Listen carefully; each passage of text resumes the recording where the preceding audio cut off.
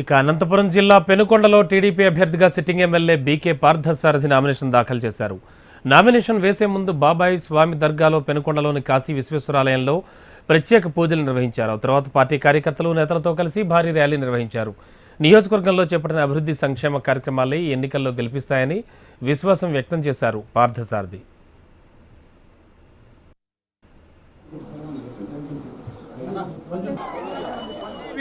రీతిలో ఈ రోజు నామినేషన్ కార్యక్రమానికి దాదాపు 50,000 మంది ఇక్కడికి తరలి రావడం ఒక చరిత్ర. ఏ నామినేషన్ వేసినా మా నాయకులు గాని కార్యకర్తలు గాని అమ్మలక్కలు కూడా అంతా కూడా వచ్చి ఈరోజు దీవించారు. చాలా సంతోషం. ఒక కన్నుల పండుగ ఈ రోజే విజయం సాధించినంత సంతోషంగా ఉంది నాకు. దానికి కారణం ఒకటే, ఈ రోజు మీరంతా చూశారు, ఒక జోష్ వచ్చింది. వేలాది మందిగా తరలి వచ్చి ఈ నామినేషన్ కార్యక్రమాన్ని కూడా విజయవంతం చేశారు.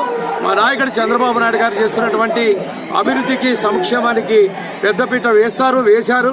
అదేవిధంగా రేపు భవిష్యత్తులో ఈ రాష్ట్రం బాగుపడాలన్నా, ఈ రాష్ట్రం ముందుకు నడపాలన్నా, మన భవిష్యత్తు, మన పిల్లల భవిష్యత్తు, రాష్ట్ర భవిష్యత్తు బాగుండాలంటే తెలుగుదేశం పార్టీ మరి ఒక్కసారి అధికారంలోకి రావాలనేటువంటి ఒక ఆకాంక్షతో, పట్టుదలతో ఈ రోజంతా కార్యకర్తలంతా కూడా కార్యోన్ముఖులై ఈ రోజు ఈ నామినేషన్ కార్యక్రమానికి వచ్చి దీవించారు.